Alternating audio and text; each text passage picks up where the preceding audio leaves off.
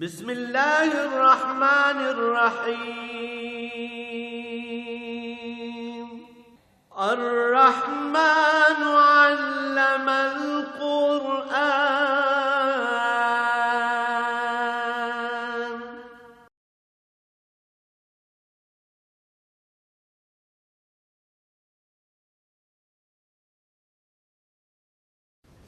الحمد للہ رب العالمین والصلاة والسلام علی حبیبہ محمد وآلہ وصحبہ اجمعین۔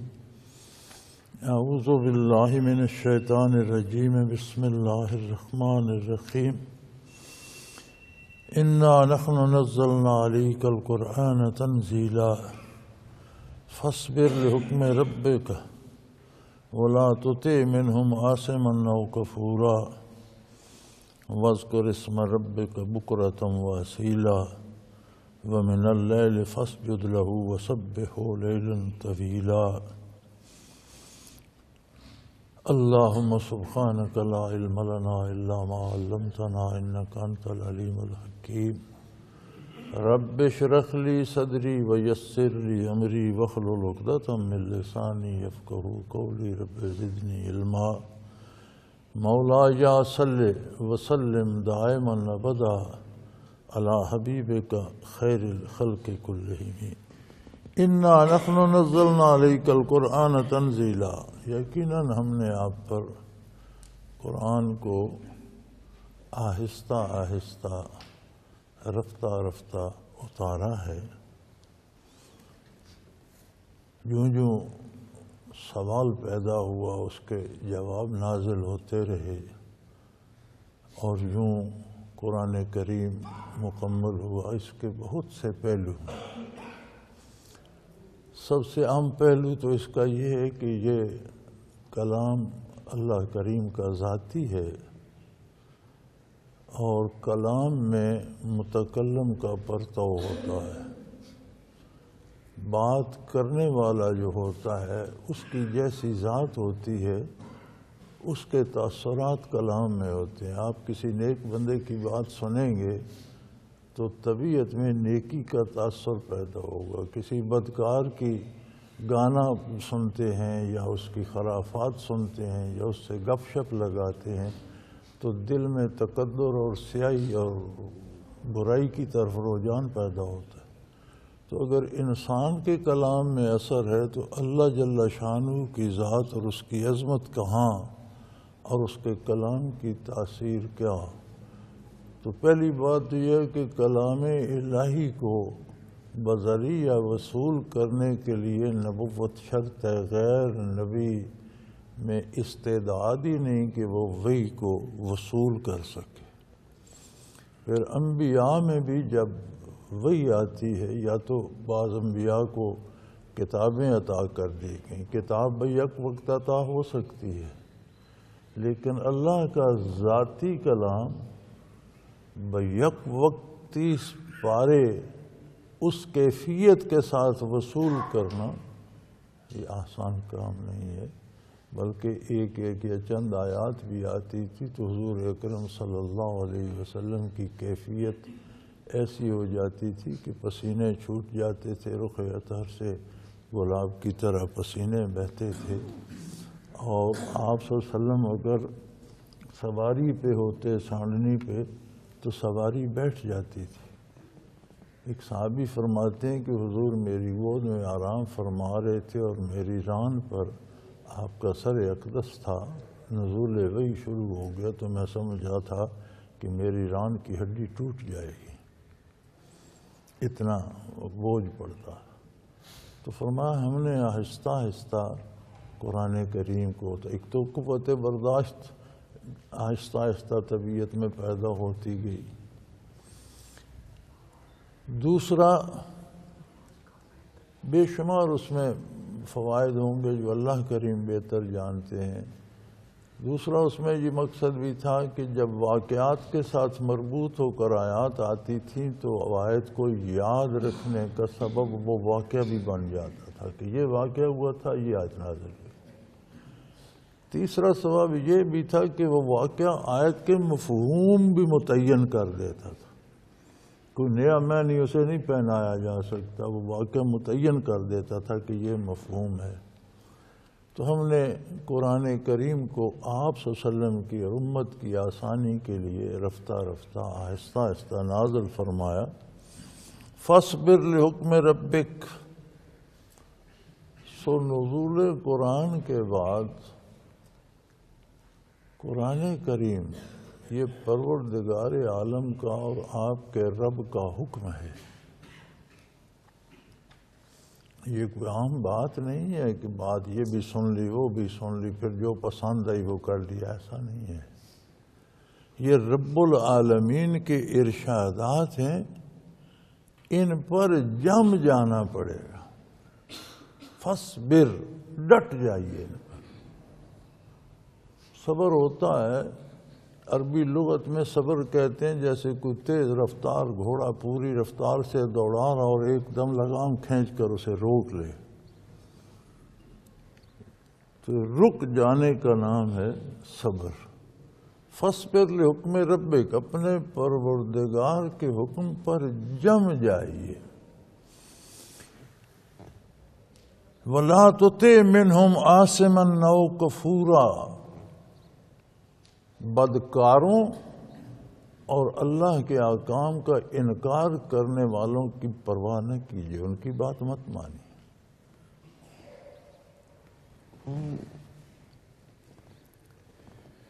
خطاب نبی کریم صلی اللہ علیہ وسلم کو ہے،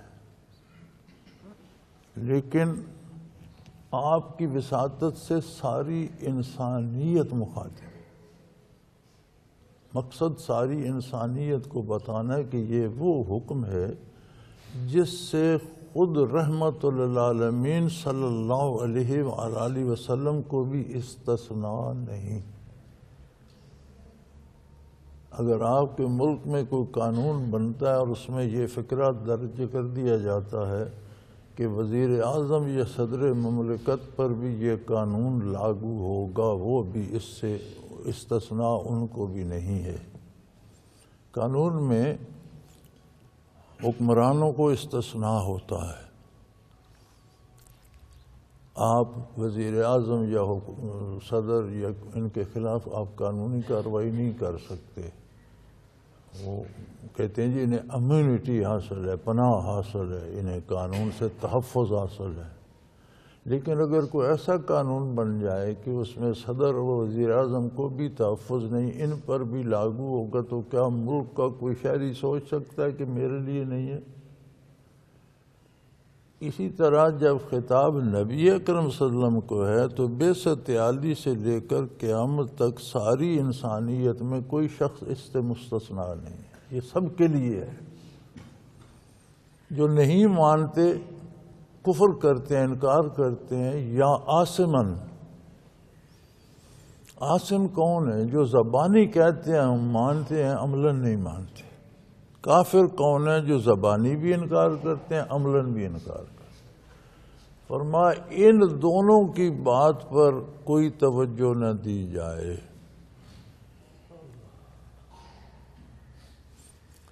اس سے مراد ذاتی زندگی سے لے کر ملکی قوانین تک ہے، اور ہمارا عالم یہ ہے کہ ہم ذاتی زندگی میں بھی ایسا نظر آنا چاہتے ہیں جیسے کافر ہیں، عیسائیوں یہودیوں کی طرح۔ ہم اپنی رسومات میں ہندوؤں جیسی رسمیں اختیار کرنا، اس میں کہتے ہیں بڑی شہرت ہے، ناموری ہے۔ شادی تو شادی، ہم موت پر بھی ہندوؤں کی رسومات، یہ 30واں ہے، یہ 10واں ہے، یہ 40واں ہے، یہ سب ہندوؤں کی رسمیں ہیں۔ نبی کریم صلی اللہ علیہ وسلم نے تو کوئی 40واں نہیں کیا کسی کا، صحابہ نے نہیں کیا، خیر القرون میں کسی نے نہیں کیا، علماء متقدمین نے۔ ہم نے اب دنیا میں اور ملکوں میں مسلمان کو نہیں کرتے، یہاں ہم نے ہندوؤں سے لے لیا ہے۔ یہ تیجا، 10واں، چوتھا، فلانا فلانا، یہ سب ہندو کرتے ہیں نا، تو ہم نے بھی لیا۔ اور بہت سی چیزیں، یعنی موت جس میں اللہ کو زیادہ یاد کر کے، مسلمانوں کا تو طریقہ یہ ہے کہ جو مر جائے سب اکٹھے ہو کر اس کے لیے بھی مغفرت مانگو اور اپنے لیے بھی۔ اللہم اغفر لحینا و میتنا، ہمارے زندوں کو بھی بخش دے، ہمارے مرنے والوں کو بھی بخش دے۔ صرف میت کے لیے بخشش نہیں مانگی جاتی، اپنے لیے بھی پہلے اپنے لیے مانگی جاتی، شروع اپنے سے کی جاتی کہ یا اللہ کوئی پتہ نہیں کل اس کی جگہ، ابھی اس کی جگہ میں بھی ہو سکتا ہوں، مجھے بھی بخش دے۔ تو کم از کم اپنی زندگی میں وہ طریقے اپناؤ جو محمد الرسول اللہ صلی اللہ علیہ وسلم نے بتائے ہیں، وہ طریقے وہ ہیں جو قرآن میں نازل ہوئے ہیں، جو اللہ کا ارشاد ہے۔ علامہ ابن خلدون رحمۃ اللہ تعالی علیہ نے اپنے معروف مقدمہ میں لکھا ہے کہ جس قوم جیسی شکل بنا لی جائے یا لباس اپنا لیا جائے یا رسومات اپنا لی جائیں، اس کے بڑے بڑے گناہ بھی ہلکے لگنے لگتے ہیں، بندہ اپنا لیتا ہے۔ جو من جانب اللہ گرفت ہوتی ہے وہ تو الگ بات ہے، اللہ جانے بندہ جانے۔ ظاہر جو اثر پڑتا ہے وہ یہ ہے کہ پھر اس کی بڑی بڑی برائیاں بھی بندہ اختیار کر لیتا ہے۔ تو ہم دیکھتے ہیں کہ ہمارے جب لباس اور حلیے غیر اسلامی ہیں تو پھر ہمارے قوانین بھی غیر اسلامی، اور روز شور ہوتا ہے جی ہماری اسمبلی بڑی مقدس ہے، اب اسی اسمبلی میں کھڑے ہو کر ایک دوسرے کے گریبان پھاڑتے ہیں، گالیاں دیتے، اسے مقدس بھی کہتے ہیں، اور اس میں وہ قوانین بناتے ہیں جو اللہ کے قانون کے مخالف ہوتے ہیں۔ تو کیا تقدس ہے اس میں؟ کون سی تقدیس ہے، کون سی پاکیزگی ہے؟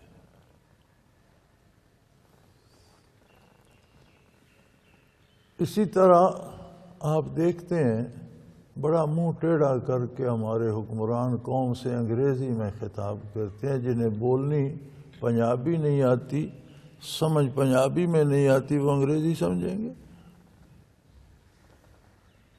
کیسی عجیب بات ہے کہ قوم سے خطاب ہو رہا ہے جس کے نہ کوئی سکول ہے، نہ کوئی انتظام ہے، نہ میرا خیال ہے پڑھے لکھے بندے تو کوئی 5% بھی نہیں۔ تو ہمارے ہاں یہ ہے کہ جو دستخط ٹیڑھے میڑھے کر کے سیکھ لیتا ہے دستخط کرنا، اسے پڑھا لکھا شمار کر کے کہتے ہیں جی 27% پڑھے لکھے ہیں، 40% ہیں۔ حقیقتاً جو لوگ واقعی پڑھے لکھے ہیں وہ تو شاید 10-15% ہوں۔ یہ باقی دفتری کلریکل جاب ہے، کسی نے 10 جماعتیں پڑھ لیں، 12 پڑھ لیں، دفتری کام کرنے لگے، اسے پڑھا لکھا شمار کرنا کون سا علم ہے اس کے پاس؟ خط پڑھ لیتا ہے تو عالم ہو گیا۔ اس کے باوجود جنہیں اردو سمجھ نہیں آتی ان سے خطاب انگریزی میں ہوتا ہے۔ بھئی کمال ہے، تمہاری اپنی کوئی زبان نہیں ہے۔ کیوں؟ اس لیے کہ فیشن جو ہے نا وہ عیسائیوں کا ہے، شکل ان جیسی ہے، لباس ان جیسا ہے، زبان بھی ان کی استعمال کرنی ہے، کردار بھی انہی جیسا ہے، غذائیں بھی انہی جیسی ہیں، کرتوت بھی وہی ہو گئے۔ تو فرمایا لا تطع منہم عاصما او کفورا، یہ جو لوگ کہتے ہیں ہم مانتے ہیں اور عملاً نہیں مانتے، یا جو لوگ دین کا انکار، ان کی بات نہ سنی جائے، ان کی پرواہ نہ کی جائے۔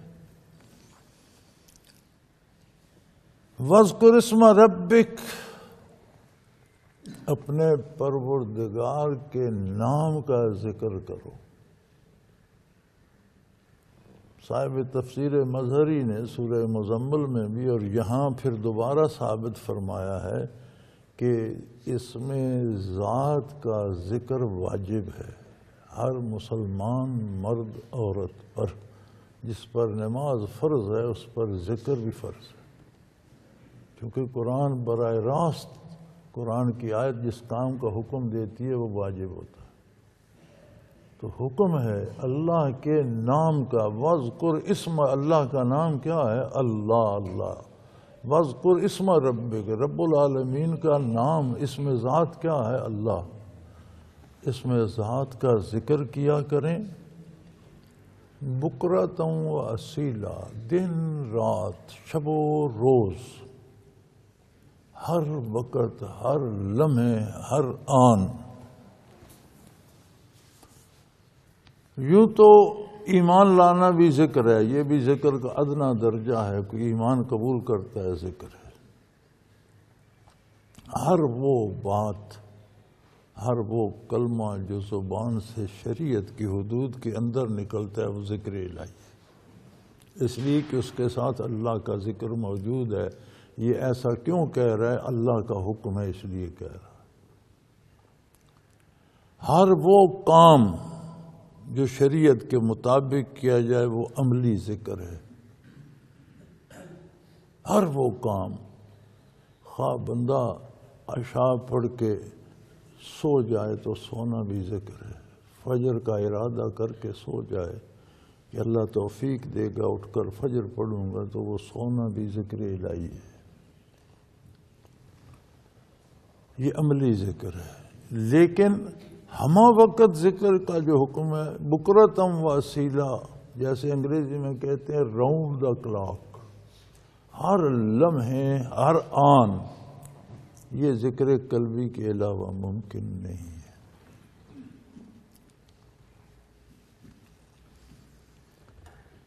مفسرین بحث کرتے ہوئے لکھتے ہیں کہ نبی اکرم صلی اللہ علیہ وآلہ وسلم کے بارے جو یہ ملتا ہے کہ آپ ہر حال میں اللہ کا ذکر کرتے تھے. علی کل احیانہ، ہر حال میں، ہمہ وقت، سوتے، جاگتے، بیٹھتے، اٹھتے. تو یہاں سوال یہ پیدا ہوتا ہے کہ کیا آپ زبانی ذکر فرماتے تھے یا ذکر قلبی ہوتا تھا؟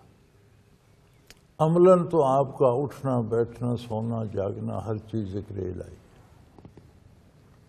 زبانی بھی ہمہ وقت حضور وہی کچھ کہتے تھے جو اللہ کی منشا ہے، وہ بھی ذکر الہی ہے.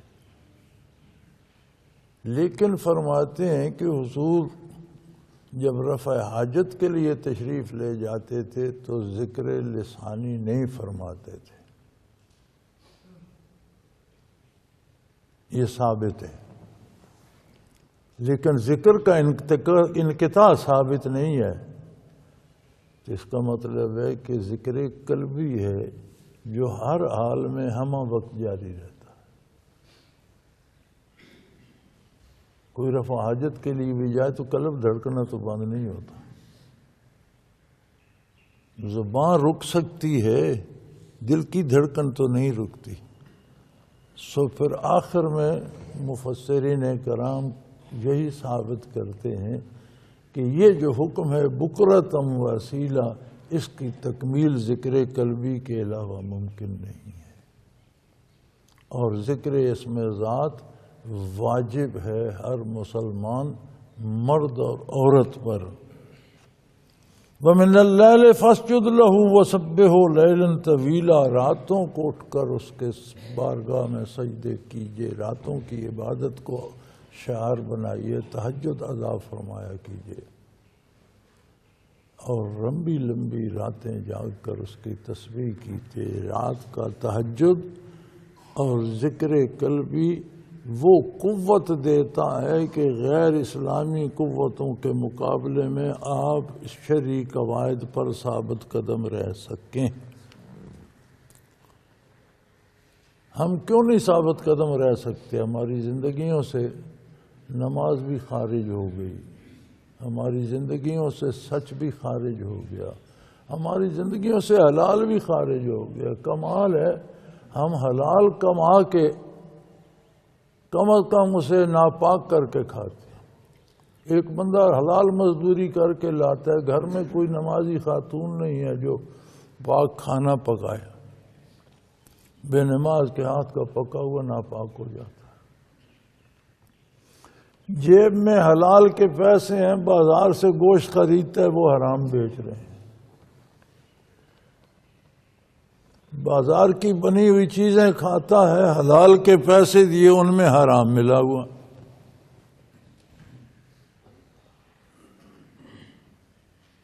تو ان سے کیسے بچا جا سکے؟ جس سے ملنے جاؤ سننے کو جھوٹ ملتا ہے اور کہنا بھی پھر جھوٹ ہی پڑتا ہے. یہ تو سارا ہی طوفان گناہ ہے، ایک طوفان بلاخیز ہے، ہر طرف برائی برائی برائی۔ فرمایا اس سے بچنا آسان ہے، تہجد پڑھو۔ اب جو نوافل پہ جم جاتا ہے بھلا وہ فرائض کب چھوڑے گا؟ جو بندہ راتوں کو اٹھ کر تہجد پڑھتا ہے وہ دن کو فرائض کیوں نہیں پڑھے گا؟ جو نفل پڑھتا ہے وہ سنت بھی نہیں چھوڑے گا، سنت نفل سے مقدم ہے، تو فرض تو پھر ضرور پڑے گا۔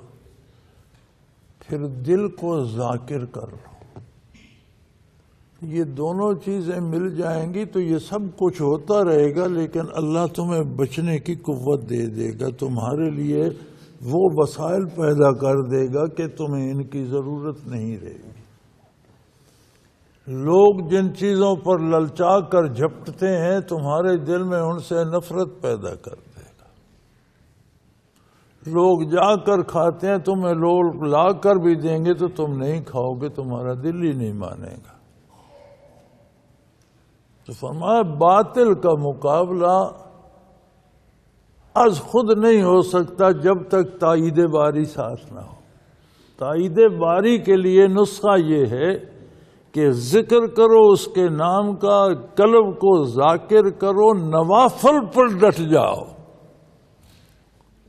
آج کل تو اگلے دن مجھ سے بھی یہ مسئلہ پوچھا گیا، جی صرف فرض پڑھ لیے جائیں تو نماز تو ادا ہو جاتی ہے؟ میں نے کہا جی بالکل ادا ہو جاتی ہے، فرض تو فرائض ہی ہیں، اگر فرائض ادا ہو گئے نماز ادا ہو گئی۔ لیکن میں نے کہا برخوردار مجھے یہ بتاؤ کہ اگر گندم کے دانے توے پر بھون کر پھانک لیے جائیں تو کیا غذا ہو پوری نہیں ہو جاتی؟ پیٹ بھر جاتا ہے، تو پھر کیا تکلف کرتے ہو؟ آٹا پسواؤ، پھر چپاتی بناؤ، نہیں چپاتی نہیں پراٹھا ہونا چاہیے، نہیں اس پر شہد لگانا چاہیے، نہیں اس کے ساتھ سالن ہونا چاہیے، سالن میں پھر 50 چیزیں سالن میں ڈالنی چاہیے، پھر نہیں یار اس میں دال نہیں، آج گوشت ہوگا، آج سبزی ہوگی، آج مرغ ہوگا، آج بکرا ہوگا، آج کباب ہوں گے۔ یہ کیا ضرورت ہے اتنے تکلفات کی؟ اگر بدن اور مادی حیات کے لیے اتنے تکلفات کرتے ہو تو یہ بھی روح کی غذا ہے۔ روح کو صرف دانے بھون کر پھانکنے کو دیتے ہو، فرض پڑھ لیے تو ہو گئی۔ آپ کو سنت کی کوئی اہمیت نظر نہیں آتی جو محمد الرسول اللہ صلی اللہ علیہ وسلم نے ساری عمر ادا فرمائی ہے، کوئی اس کی بھی اہمیت ہے کہ نہیں؟ وہ نوافل جو حضور خود پڑھا کرتے تھے تمہارے لیے ضروری نہیں رہے۔ تو یہ 3 قلعے ہیں۔ فرض بھی ایک قلعہ ہے ایمان کو بچانے کا، اس کے آگے سنت کا ایک قلعہ ہے، اس کے آگے نوافل کا ایک قلعہ ہے۔ جنگ ہوتی ہے باہرلی دیوار پر، شیطان نوافل پہ حملہ کرتا ہے، مسلمان اس کا دفاع کرتا ہے۔ نفل چھوڑ دیے تو ایک قلعہ تو دشمن کو دے دیا، دوسرے پہ جنگ پھر وہ سنت پہ کرے گا نا۔ آپ نے سنت پہ چھوڑ دی، جنگ فرضوں پہ آ گئی، جس دن فرض بھی چھوٹ گئے جنگ ایمان پہ آ جائے گی، پھر کسی دن ایمان بھی دے بیٹھو۔ تو دنیا کے لیے اتنا اہتمام کر لیتے ہو، ناشتہ ہے، دوپہر کا کھانا ہے، یہ سے پیر کی چائے ہے، یہ رات کا۔ دین کے لیے تمہیں نفل بھاری لگتے ہیں، سنتیں بھاری لگنا شروع ہو گئی ہیں، جی نماز ادا ہو جاتی ہے۔ اور یہ ان کے مسائل ہیں جنہوں نے اپنا نام تنظیم کا الہدیٰ رکھا ہوا ہے، پھیلا گمراہی رہے ہیں، نام الہدیٰ ہے۔ یہ نئے نئے فتنے پیدا کر رہے ہیں۔ یہ تنظیم پہلے برطانیہ والے بناتے تھے، اب یہودیوں اور برطانیہ کی مشترکہ ہے۔ وہ دینی علوم پڑھا کر اور یہ اعتراض سکھا کر بھیجتے ہیں لوگوں کو کہ ان مسائل پہ بحث جا کر شروع کرو، عورتوں سے امامت کرواؤ، ان مسائل پر سنت نفل کی کیا ضرورت ہے، صرف فرض کا حکم ہے، مسح کرنا ہے یا نہیں، وضو بار بار کرنے کی کیا ضرورت، ان مسائل میں الجھا دو قوم کو۔ تو فرمایا اس کا مقابلہ اس طرح ہو سکتا ہے، ذکر قلبی سیکھو، فرائض سنن نوافل کے ساتھ تہجد کو لازم کر لو تاکہ باقی نمازوں پہ بھی استقامت، اور تہجد سے دل میں وہ پاکیزگی، دماغ میں وہ طہارت، وجود میں وہ کیفیت آتی ہے کہ پھر فرائض کی لذت بھی آتی ہے اور دفاع کی قوت ہوتی ہے۔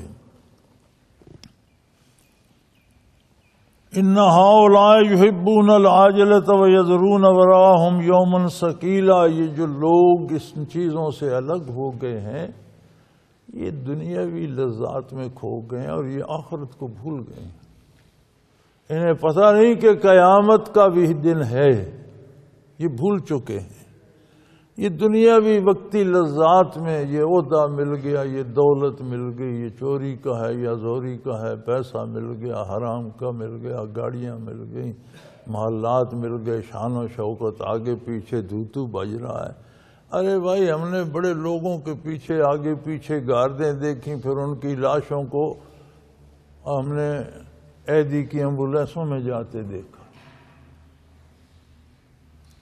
حکمرانوں کی میتیں ہم نے اللہ واسطے والی ایمبولینسوں میں جاتے بھی دیکھی ہیں۔ یہ وقت بھی آ جاتا ہے۔ فرمایا اس وقت کو یہ بھول گئے ہیں۔ ان ہؤلاء یحبون العاجلہ، فوراً ملنے والی دنیاوی لذات، وقتی اقتدار، شوشہ، اس میں کھو گئے ہیں۔ وَيَذَرُونَ وَرَاءَهُمْ يَوْمًا ثَقِيلًا، اور آج ایک بہت بڑا مشکل دن، بھاری دن جو آنے والا ہے اسے بھلا بیٹھے ہیں۔ نَحْنُ خَلَقْنَاهُمْ وَشَدَدْنَا أَسْرَهُمْ، یہ بھول گئے ہیں کہ انہیں ہم نے پیدا کیا ہے، اور خاکی ذرات سے ایک نطفے میں ہم نے انہیں منتقل کیا جو اپنی ذات میں مہین، ذلیل قرآن اسے کہتے ہیں، ناپاک، ناپسندیدہ ہے۔ اس کے بھی ایک قطرے میں لاکھوں جرثومے ہوتے ہیں، ایک جرثومے سے ہم انسان بنا دیتے۔ کس سے بنانا ہے سوائے اللہ کے کوئی جانتا؟ ماں یا باپ یا پیدا ہونے والا، تین ہی فریق ہے نا، یا والد ہے یا والدہ ہے یا بچہ ہے، تین ہی اس سے متعلق ہیں۔ کسی کا علم ہے کہ کس جرثومے سے بننا ہے؟ ہم بناتے ہیں۔ فرمایا اس جرثومے سے بنا کر شددنا اسرہم، پھر اسے کتنا خوبصورت انسان، کڑیل جوان ہم بنا، ایک ایک جوڑ اس کا، ایک ایک پور، ایک ایک باڈی سیل ترتیب سے جوڑ کر کتنا کڑیل جوان بنا دیتے ہیں۔ وَإِذَا شِئْنَا بَدَّلْنَا أَمْثَالَهُمْ تَبْدِيلًا، اس بات کو کیوں بھول گیا ہے کہ جب ہم چاہیں ان کو موت کی وادی میں دھکیل دیں اور ایسے اور انسان پیدا کر دیں، ہماری قدرت کوئی مجبور؟ ہم انہیں مہلت دے رہے ہیں، یہ گناہ کرتے ہیں، ہم انہیں رزق دیتے ہیں، عمر دیتے ہیں، فرصت دیتے ہیں، پیغام بھیجتے ہیں، نبی مبعوث فرماتے ہیں، کتابیں نازل فرماتے ہیں، جنت کی طرف بلاتے ہیں، اور یہ چھڑا چھڑا کر دوزخ کی طرف بھاگ رہے ہیں۔ یہ کیوں بھول رہے ہیں کہ اللہ تمہارا محتاج نہیں ہے؟ کتنی قومیں اس نے مٹا دی، نئے انسان پیدا کر دیے۔ تمہیں مٹا دے، نئے بندے پیدا، تم مٹ رہے ہو۔ بڑا شور ہوتا ہے روز، میری ڈاک میں بھی لوگ ای میل بھی کرتے ہیں، اور شکر ہے مسلمانوں کو اس بات کا احساس تو ہے کہ دنیا میں مسلمانوں پر بڑے مظالم ہو رہے ہیں، برما میں مارے جا رہے ہیں، فلسطین میں مارے جا رہے ہیں، شام اور حلب میں مارے جا رہے ہیں، کہاں کہاں کی بات، یمن میں، کہاں کی، جہاں بھی ہیں۔ درست ہے، دکھ بھی بڑا ہوتا ہے، لیکن بات کے دو پہلو ہوتے ہیں۔ اس کا دوسرا پہلو یہ ہے کہ ہم جو خود کو مسلمان کہتے ہیں، ہم اللہ کے دین کے ساتھ کتنا ظلم کر رہے ہیں۔ کیا اللہ کے فرائض نہیں مارے جا رہے؟ یہ جتنے مسلمان مارے کیا یہ سارے سود نہیں کھاتے؟ ہر ملک کا نظام سودی نہیں ہے؟ ہم یہاں کہتے ہیں مساجد میں بھی بم پھٹ رہے ہیں، تو یار یہ تمہاری مساجد بھی تو سود پر بنی ہوئی ہیں۔ جس بٹھے سے اینٹیں خریدتے اس کا کام سودی ہے۔ یہ جانماز جن کارخانوں سے ہمارے آئے ہیں وہ سود پر چل رہے ہیں۔ جو کفن ہم پہنتے ہیں اس میں بھی سود ہے۔ تو اسلام کا ہم کیا حشر کر رہے ہیں؟ کیا یہ اسلام کے ساتھ ظلم نہیں ہے؟ کیا یہ دین کے ساتھ ظلم نہیں ہے؟ نماز پڑھو تو مذاق اڑایا جاتا ہے، داڑھی رکھ لو تو بندہ مذاق بن جاتا ہے۔ کیا یہ دین کے ساتھ ظلم نہیں ہے؟ جھوٹ، بے ایمانی، بدماشی کا نام سیاست رکھ کر کرتے ہو، یہ اس دین کے ساتھ ظلم نہیں ہے؟ مسلمان تو مظلوم نظر آتا ہے، لیکن جو مسلمان دین کے ساتھ ظلم کر رہے ہیں، کیا دین مظلوم نہیں ہے؟ کیا اس کا رد عمل نہیں آئے گا؟ جب ہم یا تو ہم اعلان کر دیں کہ ہم مسلمان نہیں ہیں تو اس مصیبت سے تو چھوٹ جائیں۔ جب ہم کہتے ہیں ہم مسلمان ہیں تو پھر ہم یہ ثابت کرنا چاہتے ہیں کہ جو ہم کر رہے ہیں یہ مسلمانی ہے، یہ اللہ کو پسند نہیں، کہ پھر ہم سود کھا رہے ہیں یہ بھی مسلمانی ہے، ہم جھوٹ بولتے ہیں یہ بھی مسلمانی ہے، ہم چوری کر لیتے ہیں یہ بھی مسلمانی ہے، ہم کلبوں میں اور بیٹیوں کو نچا رہے ہیں، باپ تالیاں بجا رہے ہیں، کیا مسلمانی ہے بھائی؟ جوان گبرو بھائی طبلے بجا رہے ہیں، بہن ناچ رہی ہے، یہ مسلمانی ہے؟ اور یہاں تو نعت نبی کی پڑھی جاتی ہے، طبلے سرنگیوں جن سازوں کو نبی کریم نے حرام قرار دیا وہ ڈھول ساز بجا کر نبی کی نعت پڑھی جا رہی، کیا بات ہے؟ یہ مسلمانی ہے؟ تو جو حشر ہم اسلام کا کر رہے ہیں وہ زیادہ دردناک ہے، ہمیں تو تھوڑی سزا مل رہی ہے۔ مظلوم اسلام ہے مسلمانوں کے ہاتھوں، کافر تو کافر ہے، وہ تو اسلام کا مخالف ہے۔ اسلام پر جو ظلم اسلام کو ماننے کا دعویٰ کرنے والا کر رہا ہے، ذرا اس کی تصویر دیکھیں تو پھر یہ تو پھر سمجھ آتی ہے کہ ابھی تو اللہ ہم سے رعایت کر رہے ہیں، یہ تو اللہ معمولی تنبیہ کان پکڑ کر بتا رہے ہیں ایسا نہ کرو، لیکن ہم باز پھر بھی نہیں آ رہے، پتہ نہیں اس کا انجام کیا ہوگا۔ یہ باتیں تو ہم یہاں مسجد میں بیٹھ کے کر رہے ہیں، ہم کیا، ہماری بات کیا، نکار خانے میں طوطی کی کون سنتا ہے؟ کوئی امید ہے کہ اسمبلی یہ بات کرے گی؟ کوئی وزارت یہ بات کرے گی؟ کوئی صدر یا وزیر اعظم یہ بات کہے گا؟ نہیں ہے، تو اس کا مطلب ہے کہ اسلام تو بے آسرا ہو گیا۔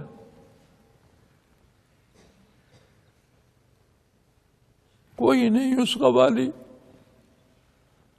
پھر اللہ کا دین ہے، اللہ کے نبی کا لایا ہوا ہے، اللہ تو مالک ہے، پھر وہ بتائے گا کہ جو تم کر رہے ہیں اس کا جواب یہ ہے، پھر تم مارے جاؤ گے، بے نشان راہوں میں مارے جاؤ گے۔ مرنے والا نہیں جانتا مجھے کس نے مارا، مارنے والا نہیں جانتا میں نے کس کو مارا، مار رہے ہیں اور مر رہے ہیں۔ وہ بھی کہتے ہیں میں مسلمان ہوں، مرنے والا بھی کہتے ہیں میں مسلمان۔ کیوں مر رہے ہو؟ یہ کون ہے؟ اسے کیوں مار؟ کوئی پتہ نہیں، مار رہے ہیں، مر رہے ہیں۔ اور ساری ملک کی قوتیں لگی ہوئی ہیں دہشت گردی ختم ہو، دہشت گردی ختم ہو جائے گی، آپ اسلام پر ظلم بند کر دیں۔ وہی درخت سے پھل توڑتے رہیں، پھل ختم ہوتا ہے، درخت کھڑا ہے پھر آ جائے گا۔ درخت کاٹو، جڑ سے نکالو۔ ظلم کر رہے ہو اسلام پر، توبہ کرو، اپنے قوانین اسلامی میں تم نے کتنا ظلم کیا۔ کہا پاکستان کا مطلب کیا ہے؟ لا الہ الا اللہ۔ لاکھوں لوگ راہوں میں مارے گئے، جوان بچیوں کی عزتیں لٹ گئیں، بوڑھی عورتیں قتل ہو گئیں، ہم نے ان آنکھوں سے دیکھا اور ان کانوں سے سنا، ٹرینیں چلتی تھیں ہندوستان سے بھری ہوئی، لوگوں کی چھتیں بھی بھری ہوئی، اور لاہور لاشیں پہنچتی تھیں۔ گدھ بیٹھے ہوتے تھے درختوں پر، اور نیچے انسانی لاشیں بکھری ہوتی تھیں، ان کے پیٹ بھرے ہوتے، کہتے تھے کہ اب کھانے کو مزید بھوک نہیں ہے۔ کتے نہیں کھاتے تھے انسانوں کو، اتنے مسلمان مارے گئے۔ اس لیے مارے گئے تھے کہ یہ سود کا نظام جاری رہے اور کعبہ خانے جاری رہیں اور کلبوں میں شراب چلتی رہے، اس لیے مارے گئے تھے۔ اس لیے مارے گئے تھے کہ ہمارا تعلیمی نظام بھی انگریز کا بنایا ہوا ہو، عدالتی نظام بھی انگریز کا بنایا ہوا ہو، سیاسی نظام بھی، اس لیے لوگ قتل ہو گئے تھے، اس لیے شہید، اس لیے جانیں دی تھی، اس لیے گھر چھوڑ کر آ گئے تھے۔ یہی کچھ ہونا تھا تو اس تکلف کی ضرورت کیا تھی؟ جہاں کوئی تھا وہاں رہا تھا، ہندو مسلم اکٹھے، ایک ملک تو ہوتا، دنیا تو صحیح رہتی۔ یہ ہمیشہ کی دشمنی، کشمیر جل رہا ہے، لاکھوں لوگ قتل ہو رہے ہیں۔ یہ تقسیم ملک نہ ہوتی، متحدہ ہندوستان ہوتا تو کشمیر کا کوئی جھگڑا کسی ریاست کا نہ ہوتا، نہ لوگ مرتے۔ یا پھر بنایا تھا، وعدہ کیا تھا۔ پاکستان کا مطلب کیا ہے؟ لا الہ الا اللہ، اللہ سے وعدہ کیا تھا، قوم سے وعدے سے وفا کرتے۔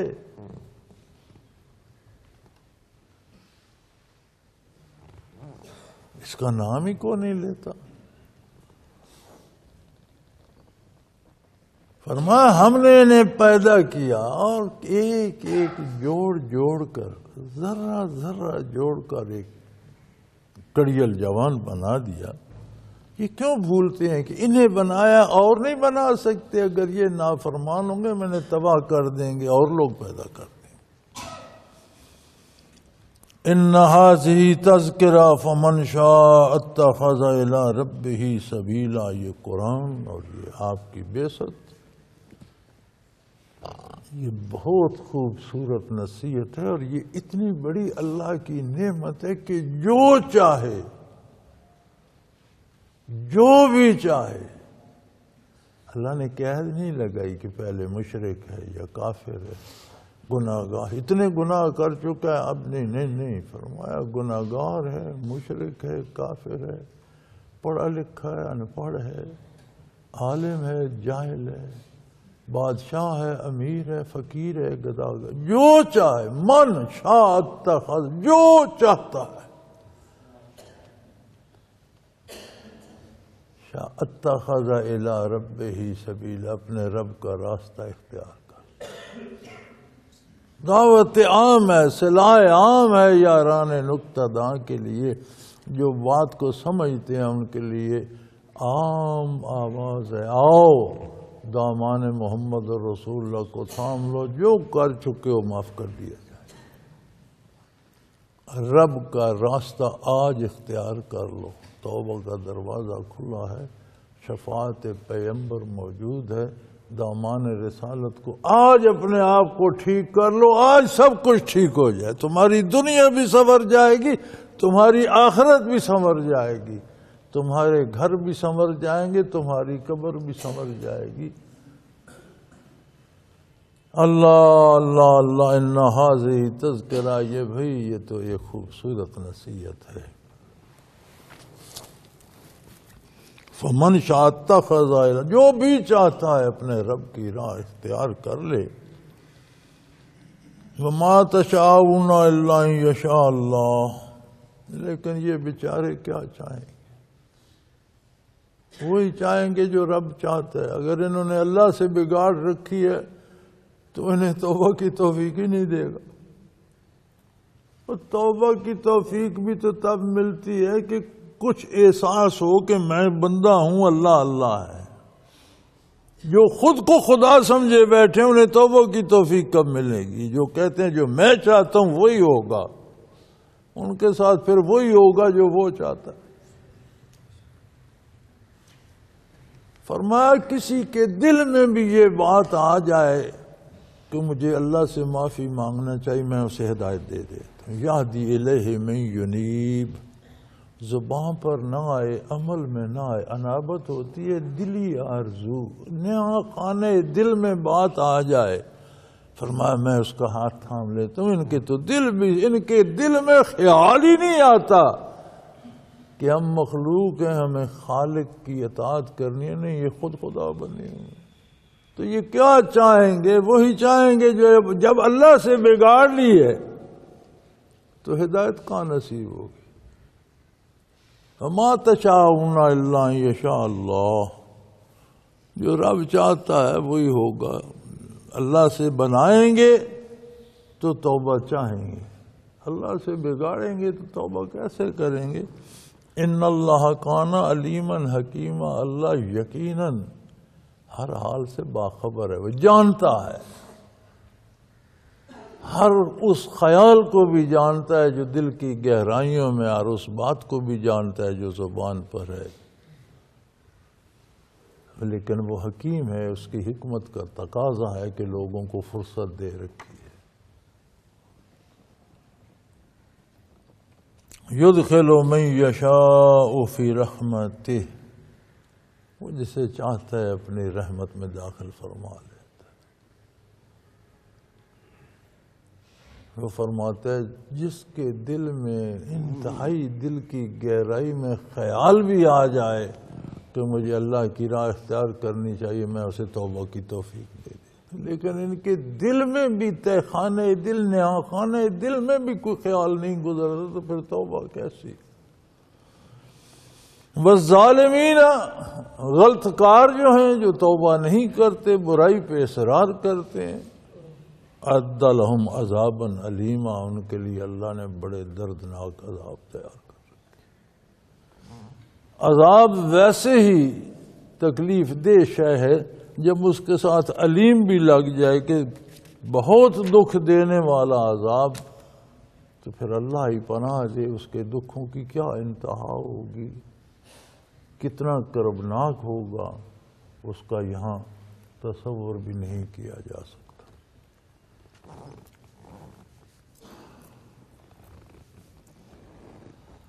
سورہ مرسلات شروع ہوتی ہے، یہ بھی مکی صورتوں میں سے ہے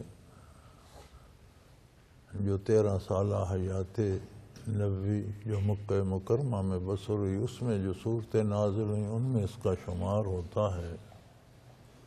بسم اللہ الرحمن الرحیم، والمرسلات عرفا والعاصفات عصفا والناشرات نشرا فالفارقات فرقا والملکیات ذکرا عذرا او نذرا انما توعدون لواقع۔ نرم رو خوشگوار ہوائیں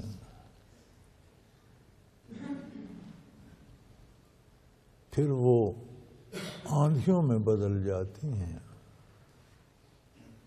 نسیم سحر چلتی ہے، طوفانوں میں بدل جاتی ہے،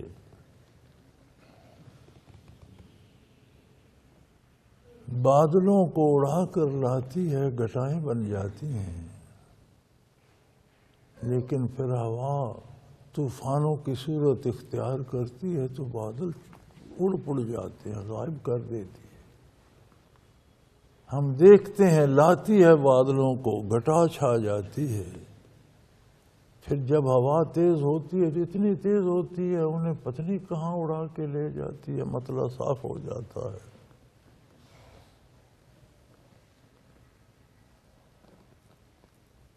والملکیات ذکرا، وہ فرشتے جو اللہ کا پیغام لاتے ہیں،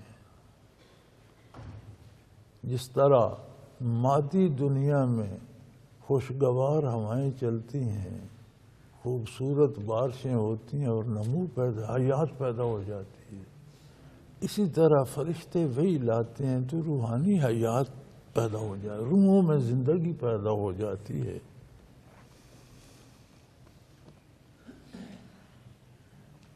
عذراً او نذرا، وہی کا مقصد کیا ہے؟ لوگوں کا یہ عذر رفع کر دیا جائے کہ ہمیں تو دنیا میں تو کسی نے بتایا نہیں تھا، اور نظرہ یا کفر اور گناہ کی جو بھیانک انجام ہے ان کی بر وقت انہیں اطلاع دے دی جائے۔ آج لوگوں کو یہ بھی سوال ہے، میرے پاس بھی یہ سوال آیا تھا، جی ہم گناہ تو کرتے ہیں 50 سال 60 سال 100 سال مر جاتے ہیں، تو عذاب ہمیشہ ہمیشہ ہمیشہ کیوں ہوگا؟ عذاب بھی 50 60 سال 100 سال ہونا چاہیے۔ میں نے کہا اللہ نے پہلے بتا دیا ہے کہ اگر تم یہ گناہ کرو گے تو اس کی سزا ہمیشہ بھگتنی ہے، تو تم وہ گناہ نہ کرو۔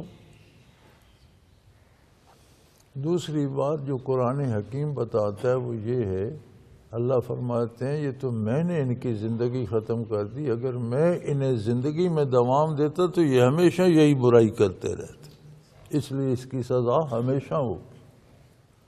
یہ اپنی مرضی سے نہیں مرے، یہ اگر میں انہیں ہمیشہ زندہ رکھتا ہمیشہ کفر پہ جمے رہتے، ہمیشہ زندگی دیتا ہمیشہ شرابیں پیتے رہتے، ہمیشہ زندگی دیتا ہمیشہ برائی کرتے رہتے، اس لیے گناہ کی سزا ہمیشہ ہی کی رکھی ہے۔ تو فرمایا یہاں یہ عذر رفع کرنے کے لیے کہ ہمیں بتایا نہیں گیا، قیامت کو یہ نہ کہیں اور یہ نہ کہیں کہ ہمیں پتہ نہیں تھا کہ دوزخ اتنی ڈراؤنی جگہ ہے، اور نذرا انذار کہتے ہیں برائی کا آنے والا جو خطرناک نتیجہ اس کا بر وقت خبر کا ہو جانا۔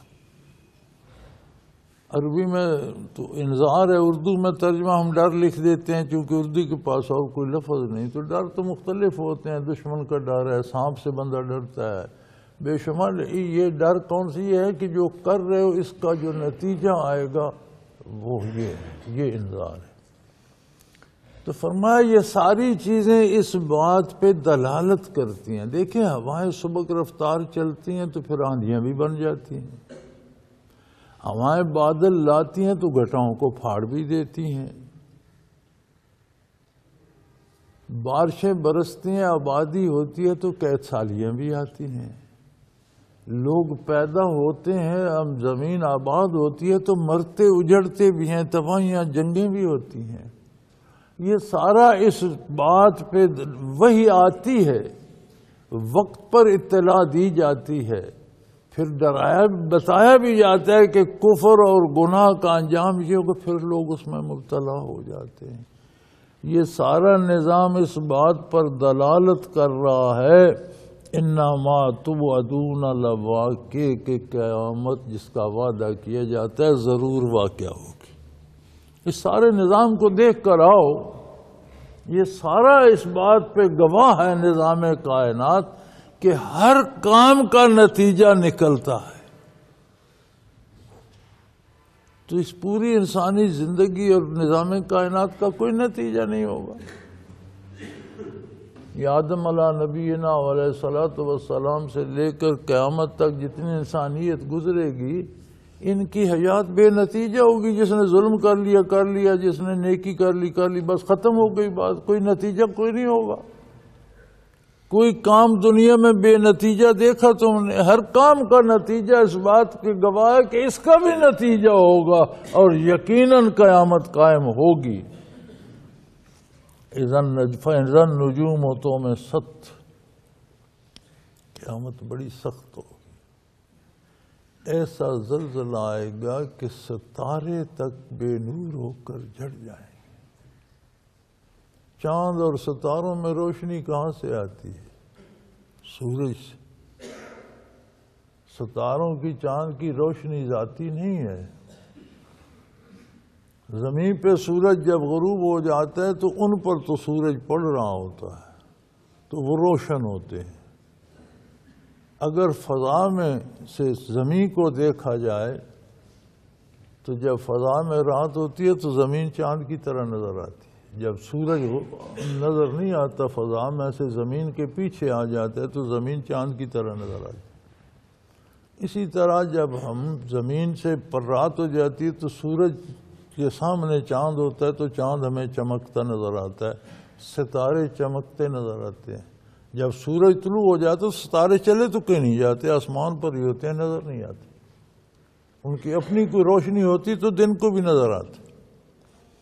لیکن فرمایا قیامت کا زلزلہ، زمین تو زمین، آسمان پھٹ جائیں گے، ستارے جھڑ جائیں گے، سورج چاند بے نور ہو جائیں گے. اذا النجوم طمست، جب ستاروں کی چمک جاتی رہے گی. وَإِذَا السَّمَاءُ فُرِجَتْ، اور جب آسمان پھٹ جائیں گے تو زمین کا کیا حشر ہوگا. وَإِذَا الْجَبَالُ نُصِفَتْ، پہاڑ دھنکی ہوئی روئی کی طرح اڑیں گے. جن مشینوں میں روئی دھنکی جاتی ہے، یا ہم نے بچپن میں ہاتھ سے روئی کو دھنکتا، وہ پینجا سا ہوتا تھا، اس سے دھنکتے تھے روئی، تو وہ جب اس طرح مارتے تھے تو اڑ اڑ کر جاتی تھی، ریزے ریزے ہو کر. فرمایا پہاڑ اس طرح اڑیں گے جس طرح دھنکی ہوئی روئی اڑتی ہے. وَإِذَا الرُّسُلُ أُقِتَتْ، وہ وقت ہوگا جب تمام انبیاء اپنی امتوں کے ساتھ جلوہ افروز ہوں گے. پتہ چلے گا کہ تم کہاں تھے. زندگی کس کے دامن میں بسر کی، کلبوں میں بیت گئی یا مسجد میں.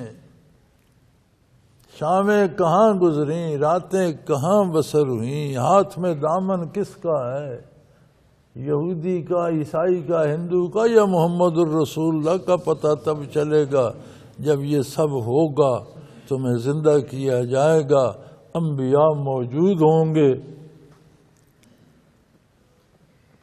لِأَيِّ يَوْمٍ نُزِلَتْ، یوم الفصل، ان دن تمہیں پتہ چلے گا کہ دنیا میں ہمیں مہلت کیوں دی گئی تھی. لیوم الفصل، کہ تمہارا فیصلہ قیامت کو کریں گے.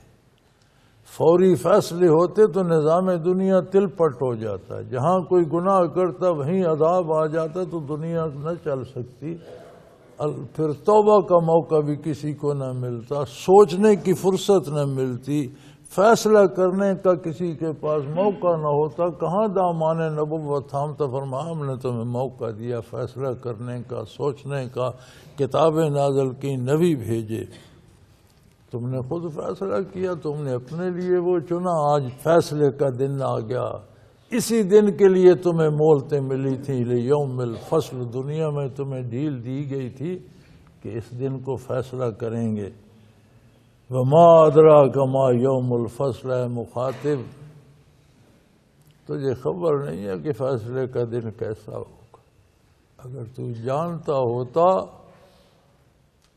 تو دامان رسالت سے کبھی نہ نکلتا. لیکن تجھے پتہ ہی نہیں ہے کہ ہوگا کیا.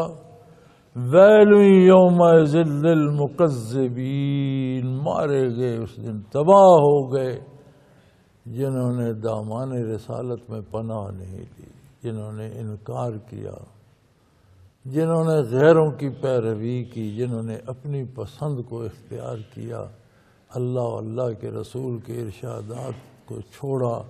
تباہ ہو گئے، مارے گئے، ان کے پلے کچھ نہیں رہا. الم نہلک الاولین. یار یہ آخرت کی بات پہ بحث کرتے ہیں. کیا دنیا میں تم سے پہلے جن قوموں نے برائی کی تباہ نہیں ہوئی؟ آخرت میں تو یقیناً یہی ہوگا. لیکن دنیاوی زندگی آخرت کا پرتو ہے. دھوپ جب پڑتی ہے تو دیوار یا جو چیز سلامت کھڑی ہوتی ہے دوسری طرف اس کا سایہ ہوتا ہے. آخرت قائم ہے ہمیشہ کے لیے. دنیا ایک سایہ ہے وقتی طور پر. جب سورج ڈھل جائے گا، چھپ جائے گا، شام ہو جائے گی، سایہ ختم ہو جائے گا، دنیا کا نظام ختم ہو جائے گا، قیامت قائم ہوگی. لیکن آخرت ہمیشہ سے ہے، ہمیشہ کے لیے. تو دنیاوی زندگی آخرت کا پرتو ہوتی ہے. گناہگار کی زندگی میں سکون نہیں ہوتا، خواہ وہ حکومت کر رہا ہو. نیک آدمی جھگی جھونپڑی میں بھی بیٹھا ہو پرسکون ہوتا ہے، خواہ وہ مفلس ہو، وہ دل کا غنی اور بادشاہ ہو.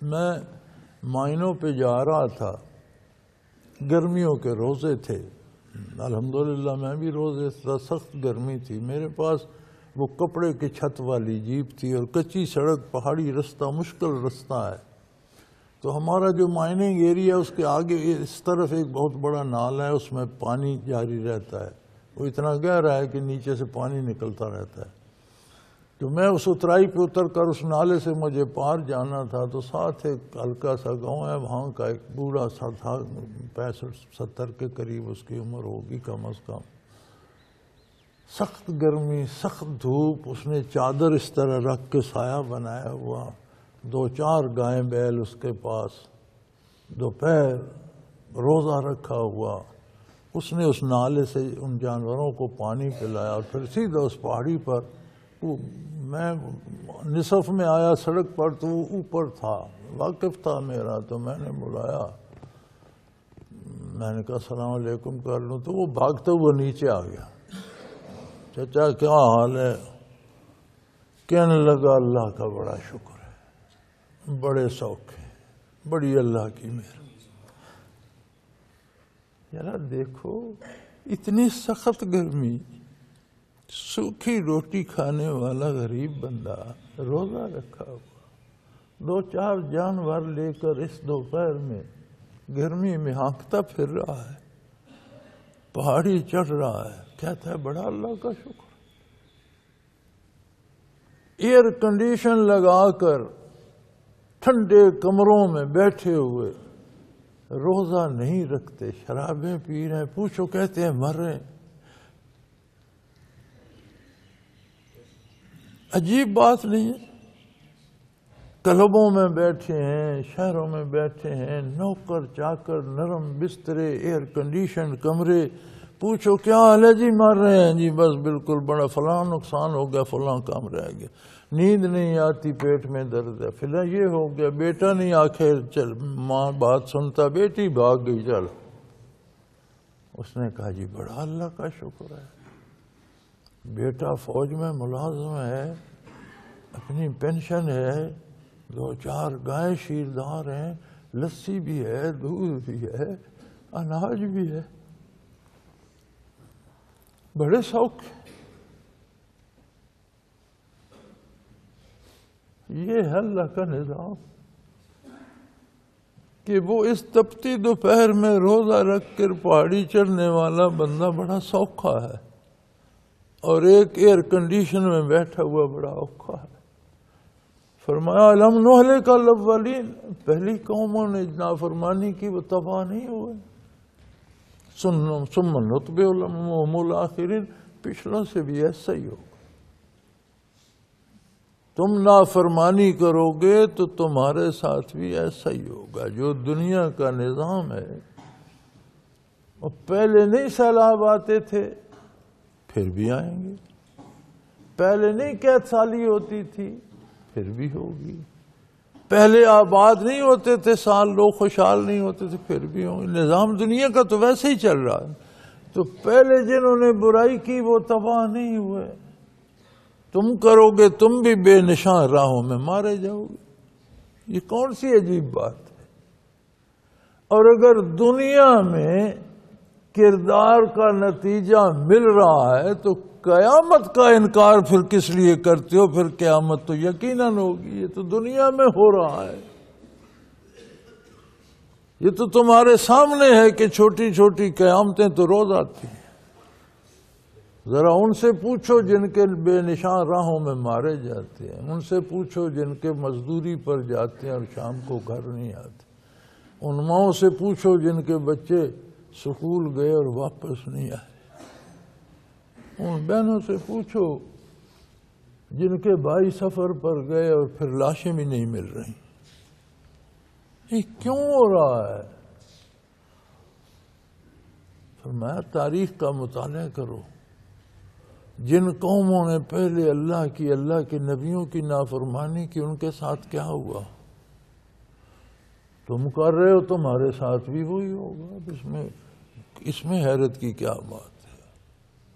جو بو گے وہ کاٹو گے۔ دہشت گردی کو ختم کرنا ہے تو توبہ کرو اللہ کی بارگاہ میں، اپنے قانون اسلام کے مطابق بناؤ، سودی نظام کو ختم کرو، حرام کو ختم کرو، حلال کھاؤ۔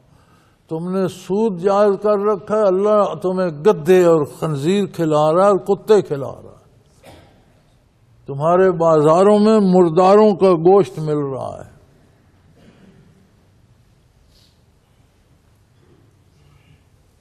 کیوں کھا رہے ہو؟ اس لیے کہ اللہ کے نافرمان ہو۔ جو اللہ کی اطاعت کرتے ہیں انہیں سوکھی روٹی دے لیکن پاک دیتا ہے، حلال دیتا ہے، اب کہتے ہیں اللہ کا شکر ہے۔ یعنی ان کی زندگی ایسی ہے کہ یہ امیر سوچ بھی نہیں سکتے کہ اس طرح زندہ، انہیں بتاؤ تو یہ کہیں اس طرح بندہ مر جائے، وہ کہہ رہے اللہ کا بڑا شکر ہے۔ تو میں سوچ رہا تھا کہ اللہ تیرے نرالے کام ہے، تیرے تو ہی جانے کہ یہ اپنے فقر فاقے پہ بڑا خوش ہے۔ یہ گھر نہیں بیٹھ سکتا کہ دوپہر کو گھر آرام کر لے، جنگل میں پھرتا ہے، پہاڑیاں چڑھ رہا ہے، سخت گرمی ہے، روزہ رکھا ہوا ہے، کہتا ہے بڑا اللہ کا شکر ہے، بڑا سوکھا۔ اور ان بدبختوں کو پوچھو جن کے باہر پہرے لگے ہوئے ہیں اور وی آئی پی سرکاری بنگلوں میں بیٹھے ہیں اور ہر کمرے میں ایئر کنڈیشن لگا ہوا ہے، پوچھو کیا حال ہے، کہتے ہیں مر گئے، مارے گئے، وہ بھی نہیں ہوا، یہ بھی کمال ہے، وہ اوکھے ہیں، یہ سوکھا ہے۔ یہ غریب اللہ کی اطاعت کرتا ہے، یہ سوکھا ہے۔ وہ امیر اللہ کا نافرمان ہے، اس لیے وہ اوکھا۔ قومیں اطاعت کرتی ہیں، آباد شاداب ہوتی ہیں، نافرمان ہوتی ہیں، تباہ ہوتی ہیں۔ پہلے تم سے پہلی قوموں کے ساتھ نہیں ہوا؟ ثم نتبعہم الآخرین، جو پہلوں سے ہوا وہی پچھلوں سے بھی ہوگا۔ یہ اللہ کا نظام ہے۔ یہ ہوائیں، یہ بارشیں، یہ سمندر، یہ بخارات، یہ سورج، یہ چاند ستارے، یہ نظام کائنات اس بات پہ گواہ نہیں کہ جو کرو عمل اس کا نتیجہ آ جاتا ہے دنیا میں بھی۔ جو بیجتے ہو، کبھی گندم بیج کر جو کاٹے ہیں، کبھی جو بیج کر گندم کاٹی ہے، کبھی انگور کی بیل پر تمے لگے ہیں یا کبھی تمے کی بیل کے ساتھ انگور لگے ہیں، کبھی آم کے درخت پہ انار لگے ہیں اور کبھی انار پہ کیلا پھوٹا ہے۔ جو بیجو گے وہی آئے گا۔ برائی کرو گے برائی پاؤ گے، پھر رونے کی کیا بات؟ اللہ کہیں فرماتے ہیں وَمَا ظَلَمْنَاهُمْ، ہم بندوں کے ساتھ زیادتی نہیں کرتے، وَلَٰكِنْ كَانُوا أَنفُسَهُمْ يَظْلِمُونَ، لوگ اپنے آپ پر خود ظلم کرتے، خود کو خود تباہ کرتے رہتے ہیں، اپنا کردار، اپنا نظریہ، اپنا عقیدہ، اپنے لیے مصیبتیں، تباہیاں خود خریدتے ہیں۔ أَلَمْ نُهْلِكِ الْأَوَّلِينَ، کیا ہم نے پہلوں کو تباہ نہیں کیا؟ سوچو کیوں تباہ ہو؟ اتنی بڑی سلطنت، 400 سالہ سلطنت فرعونوں کی، 400 سال کہتے تھے ہم ہی خدا ہیں، یارا کمال ہوگی، سجدہ کرو ہمیں۔ فرعون کہتا تھا انا ربکم الاعلی، اگر کوئی اور رب ہے بھی تو مجھ سے کم تر ہوگا، میں سب سے بڑا رب ہوں۔ تباہ و برباد ہو گئی، قوموں کی قومیں آنے بعد میں نابود ہو گئیں، طوفان آ گئے، ہواؤں میں پٹک کر مارے گئے، آسمان سے پتھر، کمال ہے، آسمانوں سے پتھر برسے، بادلوں سے آگ برسی، استغفر اللہ، اللہ معاف فرمائے، بادلوں سے آگ برسی۔ کیا یہ قوموں کی تاریخ نہیں ہے؟ کیوں؟ اپنے اعمال اور کردار کی وجہ سے۔ تم برائی کر کے نیکی کیسے پالو گے؟ اور پھر جب دنیا میں مقافات عمل ہے تو قیامت کیوں نہیں ہوگی؟ اب ایک اجتماعی حساب کیوں نہیں ہوگا؟ آخر نتیجہ کیوں نہیں ہوگا؟ ہر کام کا نتیجہ ہوتا ہے۔ کذالک نفعل بالمجرمین، ہمارا قانون ہے جرم کرنے والوں کے ساتھ یہی ہوتا ہے۔ وہی اگر یہ سارے ظلم کرنے کے بعد یار جب توبہ کر لو اللہ قبول کر لیتا ہے، اس سے زیادہ بھی کوئی آسان کام ہے؟ جتنا ظلم کر چکے ہو آج کہہ دو اللہ میں بس کرتا ہوں، آئندہ نہیں کروں گا، میں انشاءاللہ معاف کر دوں گا، پھر اس سے بڑی بھی کوئی رعایت ہو سکتی ہے؟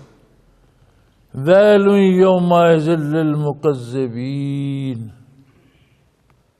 وہ دن مارے گئے اس دن جو آج انکار کر کے اکڑتے پھرتے ہیں، ہم جی نہیں مانتے، زندگی ہماری ہے، جیسی چاہیں خرچ کریں گے، میں کیا میں ہے؟ جو میں چاہوں گا وہ ہوگا، جو میں کہتا ہوں وہ میں کون ہو تم؟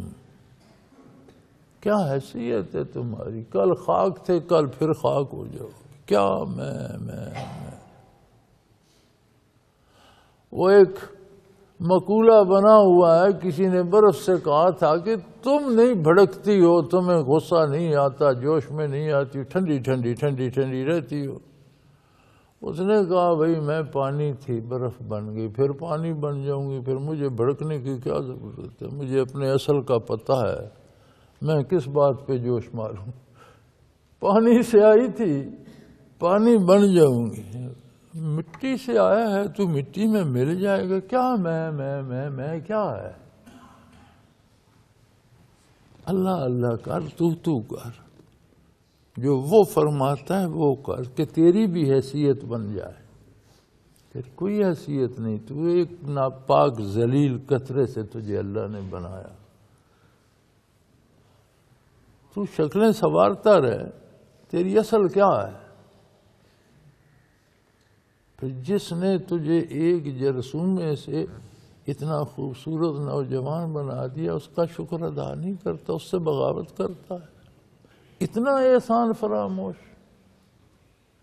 تو اس کے نبی کی بات نہیں مانتا۔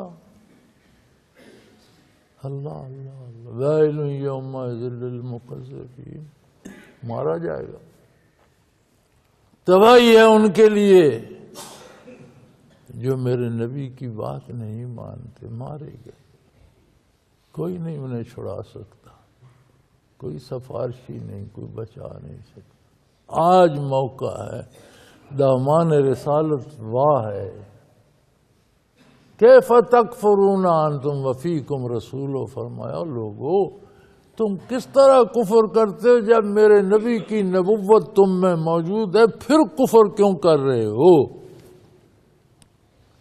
یا تو نبی علیہ السلام دنیا سے پردہ فرما گئے تو نبوت کی برکات بھی ساتھ لے جاتے، تو پھر تو ایک عذر ہوتا، یا اللہ اب ہم کیا کریں، کوئی نبی فرمایا انہوں نے دنیا سے پردہ فرمایا لیکن ان کی نبوت تو قیامت تک قائم ہے، دامان رسالت تو پھیلا ہوا ہے، سایہ شفقت تو ان کا سارے جہاں پہ آج بھی ہے جو اس میں آنا چاہے، دامان رحمت تو وسیع ہے۔ لیکن یاد رکھو ایک ہاتھ میں کافر کی پیروی اور محمد رسول اللہ کی پیروی ایک مٹھی میں نہیں آ سکتی، ایک وقت ایک ہی کام ہوگا، یا دامان رسالت ہوگا یا شیطان کا دامن ہوگا۔ شیطان کا دامن چھوڑ دو تو دوسرا دامن محمد رسول اللہ کا ہے، اگر شیطان کا چھامو گے تو یہ چھوٹ جائے گا، فیصلہ تمہارا ہے۔ لیکن بھئی وقت آ رہا ہے، جس نے میرے نبی کی بات نہ مانی، انکار کیا، انکار دو طرح سے ہے، سیدھا بالکل انکار کر دے کافر ہو گیا، زبانی مانے اور عمل نہ مانے منافق ہو گیا، یہ ہے تو انکار ہی نہ۔ آپ ایک بندے میں کہتا ہوں یار پانی لا دے، جی بالکل جی بالکل، دیتا نہیں ہے، دن گزر جاتا ہے لیکن پانی نہیں آتا، تو کیا اس نے اچھا کیا؟ وہ یہ جو نفاق ہے یہ تو اس سے کفر سے بھی برا ہے، اسی لیے فرمایا کہ ان المنافقین فی الدرک الاسفل من النار، یہ کافروں کے بھی نیچے ہوں گے، اور منافقوں کی غذا کافروں کے زخموں سے جو خون اور پیپ بہے گا وہ منافقوں کی غذا ہوگی۔ میرے بھائی، آج سانسیں چل رہی ہیں، زندگی ہے، فرصت ہے، عام آدمی سے لے کر حکمرانوں تک توبہ کر لو، اللہ قبول کرے اور اللہ سب کو توفیق دے۔ ہمیں بھی اچھی بات ہے اب دوسروں کی فکر کرنا، لیکن سب سے پہلے اپنے آپ کو تلاش کرنا چاہیے کہ میں کہاں کھڑا ہوں، میری زندگی میں کتنے کام وہ کر رہا ہوں جو شیطان کی پیروی ہے، اور کتنے وہ کر رہا ہوں جو محمد الرسول اللہ کی پیروی ہے۔ بندہ اپنا تجزیہ کرتا رہے، محاسبہ کرتا رہے تو اللہ کرتا ہے اصلاح ہوتی رہتی ہے۔ اپنے عقائد درست رکھو، دین پر استقامت کے لیے نوافل، تہجد اور ذکر قلبی، یہ دو نسخے تجویز کیے ہیں قرآن نے سورت میں۔ ذکر قلبی کو اختیار کرو، تہجد کا شعار بنا لو تاکہ نمازیں قائم رہیں، اور ان کی برکت سے دل منور ہوتا ہے، اللہ نیکی کرنا آسان کر دیتے ہیں اور برائی سے بچا لیتے ہیں۔ وآخر دعوانا ان الحمدللہ رب العالمین۔ اللہ اللہ اللہ اللہ اللہ اللہ اللہ اللہ۔ حضرت امیر محمد اکرم آوان مد ذلہ العالی دارالعرفان منارہ ضلع چکوال میں سالہ سال سے قرآن و حدیث کے اوپر خطابات کر رہے ہیں اور سلسلہ نقشبندیہ اویسیہ کے مطابق لوگوں کو ذکر الہی کی تربیت دے رہے ہیں۔ وہ قرآن پاک کی تفسیر ترتیب وار بیان کر رہے ہیں۔ تفسیر قرآن کو وہ موجودہ ملکی اور بین الاقوامی حالات کے مطابق بیان کرتے ہیں۔